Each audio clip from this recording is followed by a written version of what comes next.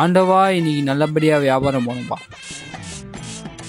அண்ணே தானே 200 என் ஜிஎஸ்எம்முக்கு ஒரு 3 மந்த் பிளான் பண்ணேன்.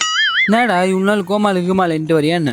ஏண்ணே என்னாச்சு? அம்பானி பையனுக்கு கல்யாணம் இருந்து ரீசார்ஜ் எல்லாம் டாப்பில் இருக்குப்பா. அண்ணே நம்மகிட்டே விட்டாதீங்கண்ணே. உன்னை சீட் பண்ணி எனக்கு என்னப்பா வரப்போகுது? இந்த மாதிரியே இன்னும் கொஞ்ச நேரம் பேசினு வச்சுக்கோ, 400 ரீசார்ஜ் 500 ஆகிடும்.